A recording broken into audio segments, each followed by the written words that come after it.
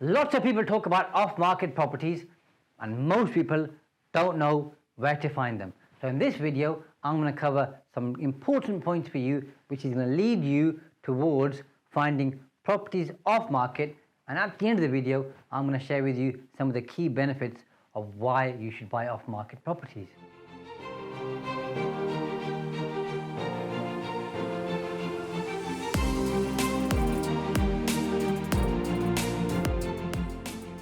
Buying property off market is a phenomenal game changer because in a roundabout way, you might be just the one person looking at that particular deal, which I believe increases your chance of doing some kind of a negotiation with the seller because they've only got one buyer looking at the property. Whereas if let's say you're seeing a property that's listed or online with an estate agent, well, everybody's got a view of that, and then there might be 2, 5, 10 or more people looking at that one property making offers, which means your ability to negotiate is reduced because there's more people who you're competing against. Now, obviously, if you're new to property or you haven't done this before, you'll be thinking, how do I get properties off market? But the good news is, in this video, I'm going to cover some of those things for you to raise your awareness to help you out. So the first thing I think you should do, which is by far my most favorite marketing strategy of all, and I've been at this for just over 20 years now. So the first one is direct mail, sometimes called direct response. So I'll just call it DM. So this is where you approach a prospective buyer, seller, directly. In our case, obviously, we're looking for buyers. But if you had some other kind of business, then you're looking for customers. And you write to them directly with your key message and what you're looking for. So this could be a postcard, this could be a letter, or this could be something else which is addressed to certain people in a particular marketplace which you're interested in. So let's say you wanted to buy properties in a particular area. You choose your gold mine area, you choose the type of properties you want, because you might want detached properties, you might want 4-bedroom properties, you might want some that can become HMOs, you might just want properties which are in a single terrace. So you choose the criteria, you choose the area, and then you have to formulate an offer which goes to those people, asking them to make contact with you. Now the good thing about direct mail, it works well. Most people, generally speaking, you and me, don't get that much mail. And if you're as old as I am, you'll recall that 25, 30 years ago, we used to get a bunch of mail every single day, and it was called junk mail. That's changed now to spam email and junk email. So I get a lot of junk email every single day. I don't get as much junk mail. And simply the reason for that is email, generally speaking, is free to send. I know you can pay for it and you can hire, buy lists as well, but let's just say you already have a list. Email is free to send, apart from whatever you might pay for a CRM system or an email marketing system, and some of them are free, by the way, if you've got small lists, but it's free to send versus direct mail, where you've got to create the copy, you've then got to print it, you may have to put a stamp on it, or you frank the post, or you go there yourself and you post it. That requires time and cost, and that's why direct mail has gone down, email's gone through the roof. Now for your direct mail, I think it's incredibly important that you understand your target market, you understand where they are in the selling life cycle, if they are selling, and then you meet them where they are. So I think the headline is extremely important, the sub-headline is extremely important, and then basically the point of every single line and every single paragraph is to get the reader to read and move on to the next paragraph. And I don't mean sending them a 16-page document. By the way, long copy beats short copy every day of the week. How do I know? I've tested it many times in the past, but we're not going to get into all that kind of stuff, because otherwise I'll be sitting here talking about direct mail to you for the next 20 minutes, and that's not the reason why you're watching this video. You're watching it to find out the different ways to buy properties off market.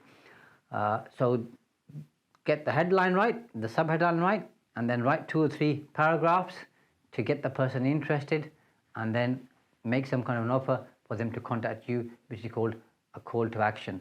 So there are different methods you could use. And I don't want to go into that too much because this is not a direct response video, but you could use something like AIDA. And that's grab their attention, interest, desire, and then action. So you can use that. So attention is the headline. Interest is okay, what's going to interest them. Then you've got obviously the D and the A. The D is how do I build their desire. The A is the last thing, is how do I, what's my call to action to get them to contact me. And then you can have a PS, a PPS, a PPPS. Okay, you can go on and on. You don't want to get too bogged down in this right now. If you're not good at writing and you're not good at writing copy, maybe pay somebody to do that bit for you. It's well worth the investment. And remember, the response rate is pretty low. Could be 0.01%. So if you're sending out 10 letters, don't expect much of a response. So here you've got to do bulk. And I mean, if I was to do this, which I have done in the past, I'd send at least 2,000 direct mail letters and then expect some kind of a small response. Look at that response, try and at least secure a deal, and then look at my copy. How can I improve and change my copy? So this can be a slow burn depending on your budget, but it works incredibly well, and it's going to get you some responses where some people will talk to you about possibly selling their property. And you know it's off market because they're talking to you and there's no board outside. It's not listed anywhere online with estate agents. It probably means it's not been listed yet. And when you talk to the person, you'll soon find out whether or not it's been listed or not. The second one is networking, and I use that in a wider sense.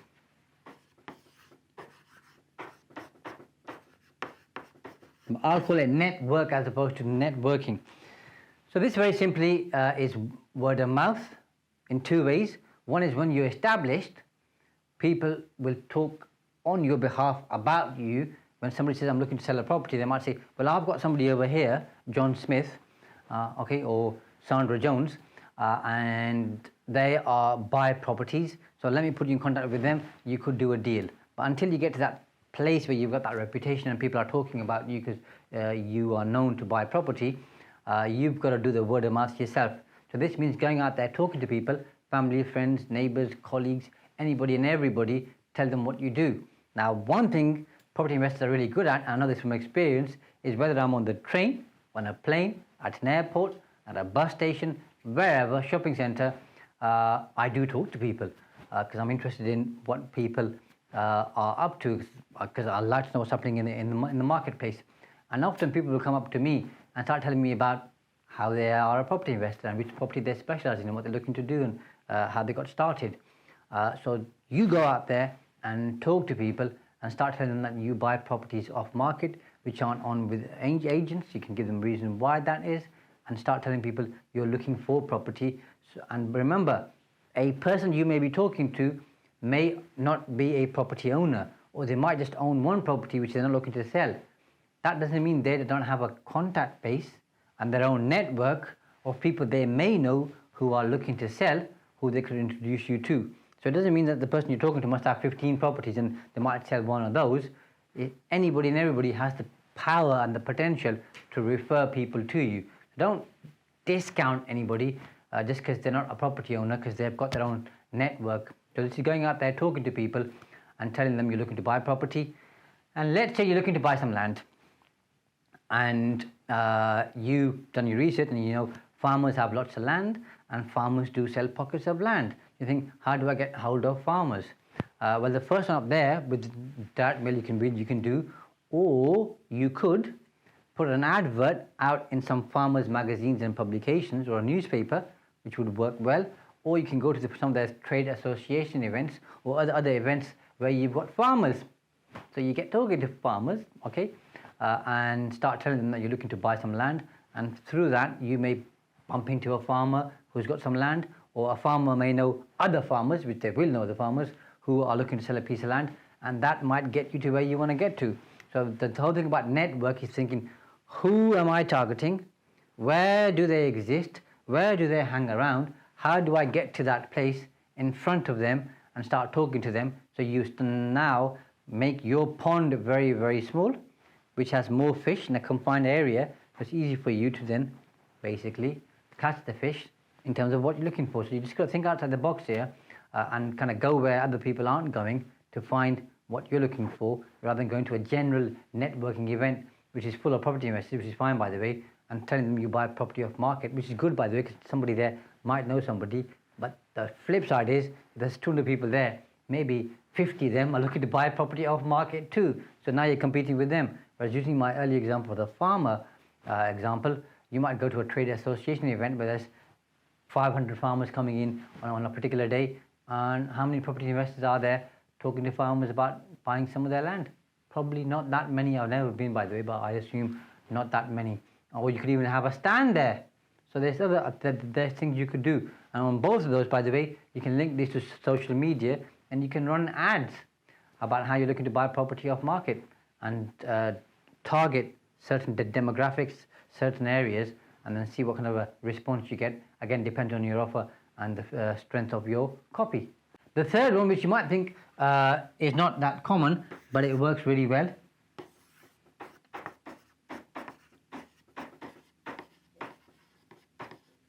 Yep, you read correctly.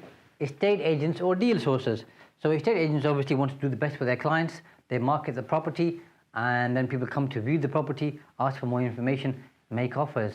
But quite often, or sometimes, they might have, and more often than you think by the way, have clients who are looking to sell their property very, very quickly for a whole host of reasons. They might be moving out of the country, they might have seen another property which works really well for them, which is going to be their forever home, they've got some debt to repay, whatever the reason, there's some motivation for them to sell quickly. So they go to an agent and say, I want to sell this property very, very, very quickly, and find me some people who you know who are investors or buyers who will buy this property very quickly. An agent might have a black book of 10 people who they know buy quite a few properties from them, who've got the ability to buy and the willingness to buy, and they call them up and say, we've got this property here, the person wants to sell very quickly, this is how much they want, do you want to buy it? So that it doesn't even go on the market. Now this doesn't happen for every single property by the way, because like I said, agents have a particular process that they follow to get the best value and price for their client. But if the client's instructions are, want to sell very quickly, can you buy me or buy it quickly? Sometimes they want to have a level of discretion. Maybe they don't want certain people in their lives to know that they've got the property on sale. So they'll say, don't market this publicly, keep it off market, buy me find me a buyer discreetly who has the ability to buy. So what this means basically is you've got to expand your network and get to know agents who sell the kind of properties that you're looking to buy one or two through them, build a relationship, tell them you're looking to buy property quickly, off market, you're willing to do a reasonable, sensible deal as long as the whole thing works for you, and then you'll have to chase them up initially, asking them regularly if they've got any deals off market. And after a while, once they know you're interested, once they know you're serious, once you've bought a property or two from them, you've done the know, like, trust bit, where they know you're the kind of person who's going to complete and not make them look stupid. Because obviously if a client says to them, we want to sell our property quickly, the agent wants to give it to somebody who they know will complete quickly. So once they've got that confidence in you, then they should be able to give you a deal or two in a year or so, a year or so, which means you'll get properties off market. Number 4.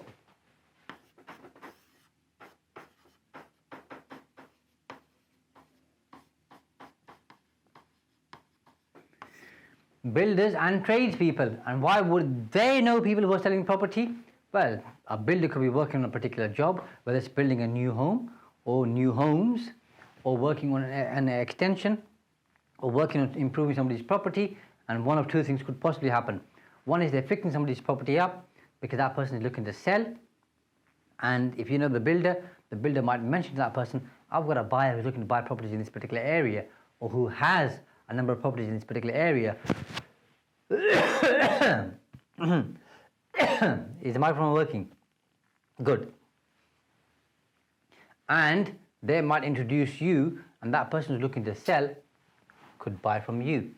A typical example is there could be a property owned by mum and dad. Mum and dad passed away, the property is in probate, and mum and dad were in a care home, for example, or could be one of them, by the way, but they were in a care home, property's been empty for a while, needs work done to it.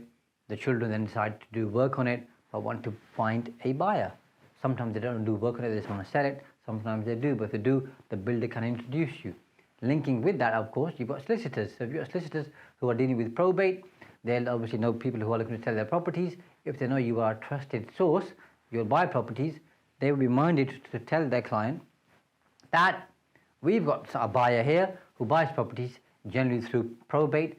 Do you want us to introduce you? You can talk to them. Maybe you can do a deal with them. So there's that bit there.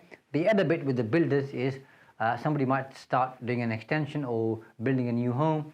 Money runs out, they have a divorce, some other calamity or a problem happens. They can't afford to finish the house, but they want to sell it. So the builder says, I'm owed £20,000 by the way, because they've stopped work here. Somebody needs to buy this property from them. They want to sell it. Are you interested in buying? And you might say, perfect, this is for me. So builders have the ability to refer properties off market to you based on different situations, as obviously do solicitors and other professionals who are working in the property market. So you need to expand your network once again, not just to agents, but those people around who are linked with property who may be able to send some leads your way. Number 5, which I've mentioned very briefly.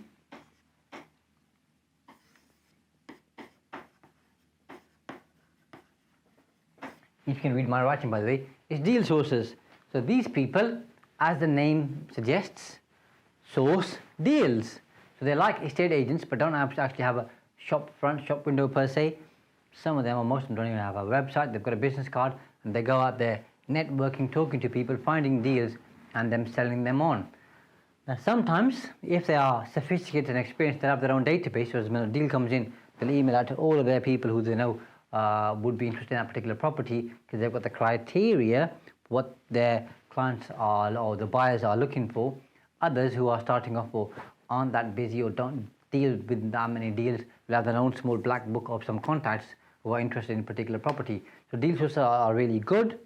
The problem with some of them is sometimes they embellish and exaggerate the truth. So they might make a deal look better than it is. They might talk about a deal that they don't actually have, and they're going through another deal source or somebody else. So they might waste your time and many of the connotations. But there are good deal sources out there. How do I know? Because I deal with some of them.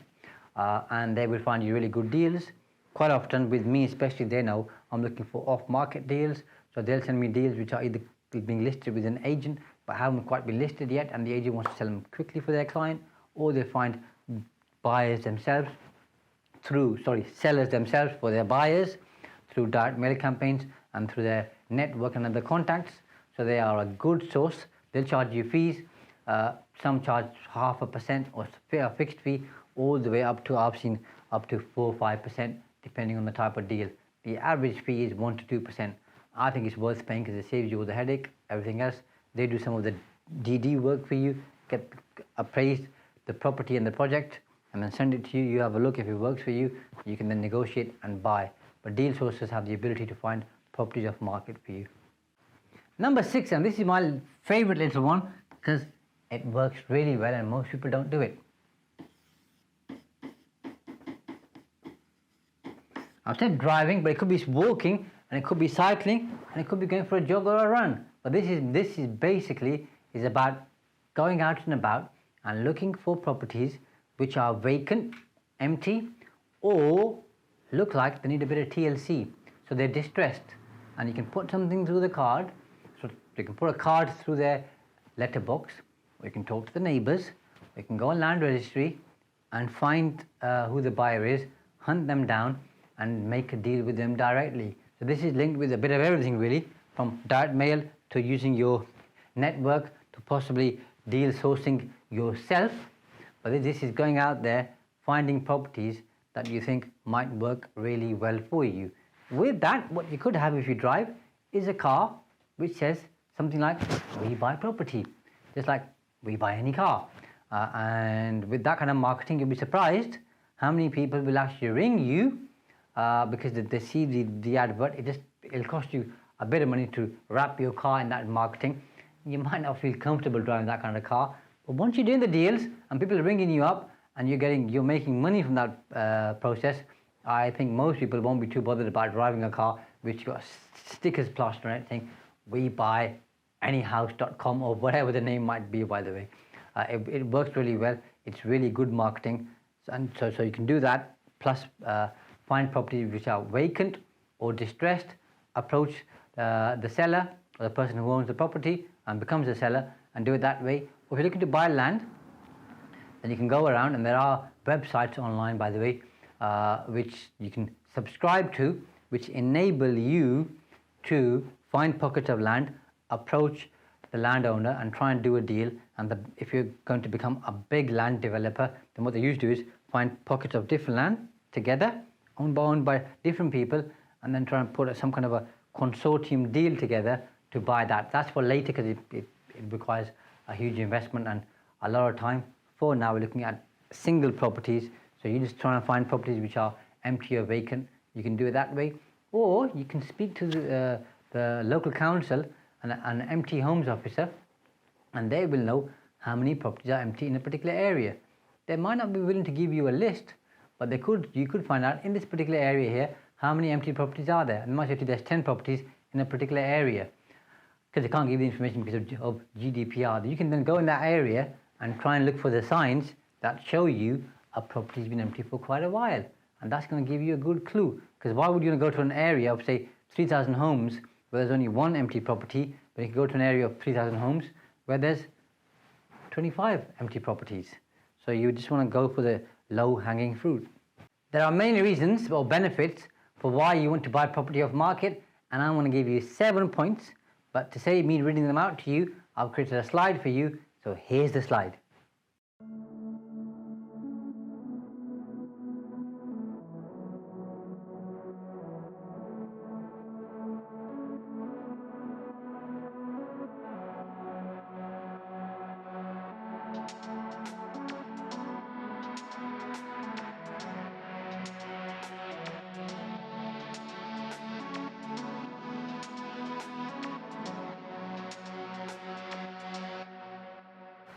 And you might be thinking, are there any drawbacks? Well, there are some.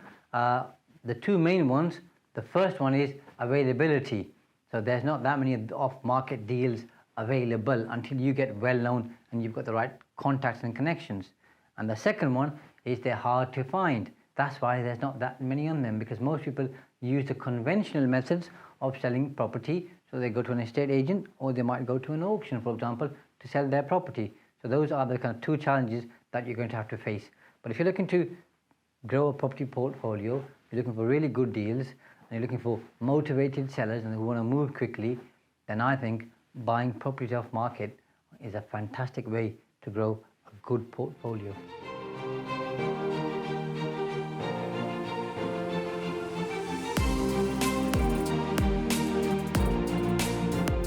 Thanks for watching, and I hope you enjoyed this video. If you have, by the way, make sure you click like, subscribe and post a comment, because that tells me that you're engaging and you're finding the content useful. And if you like this video, make sure you check out this video here, because it's the next stage in terms of your learning and development.